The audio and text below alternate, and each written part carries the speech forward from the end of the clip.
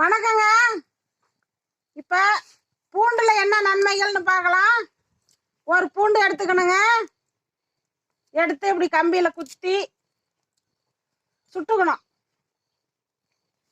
இதை நம்ம குழந்தைங்களுக்கோ பெரியவங்களுக்கோ வயிற்று வலி ஜீரணம் ஆகலை அப்படின்னா ஒரு பூண்டு எடுத்து இப்படி சுட்டுக்கணுங்க.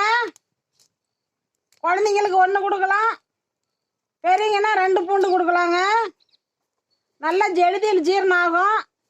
இது நல்லா முருவலாக சுட்டுக்கணுங்க. நல்லா வேகணும்,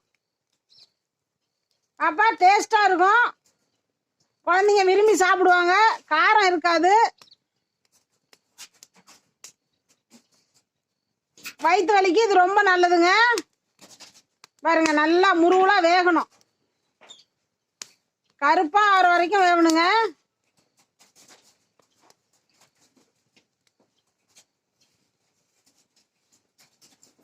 பாருங்க, நல்லா வெந்து போச்சு. பாருங்க, இப்படி வெந்துடணும். பாருங்க, நல்லா வெந்துருச்சுங்க. நல்லா முருவலா வெந்தது.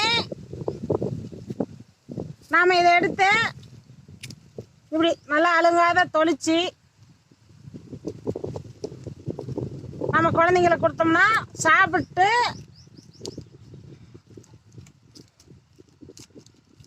பாருங்க எவ்வளோ அழகாக வந்துருச்சு. இந்த மாதிரி நல்லா வெந்துடணுங்க. இந்த மாதிரி கருப்பாயிடணும். அப்போ தான் நல்லா வெந்து போச்சுன்னே தெரியும். இந்த மாதிரி பெரிய சைஸாக இருந்தால் நம்ம தொளிக்கிறதுக்கு நல்லா இருக்கும். சுட்டு திங்கிறதுக்கு இந்த மாதிரி தாங்க வேணும். நல்லா வெந்துருச்சு. இதை குழந்தைங்களை சாப்பிட வச்சுட்டு 1 டம்ளர் சுடு தண்ணி வச்சு கொடுக்கணுங்க.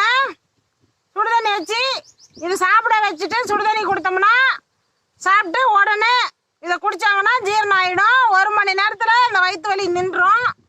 இது அந்த காலத்து மூலிகை வைத்தியம். நம்ம பாட்டி காலத்தில் தான் இதை தான் செஞ்சாங்க. உடனே நல்லா இருங்க. அவ்வளோ பசி எடுக்கும். இதில் அவ்வளோ ஒரு மருத்துவ குணம் இருக்குது. சாப்பிட்டு பாருங்க. மேல விவரங்களுக்கு ஈஸ்வரி நாளொரு மூலிகை சேனலை ஃபாலோ பண்ணுங்க. இந்த நாள் எல்லோருக்கும் இனிய நாளாக அமையட்டும்.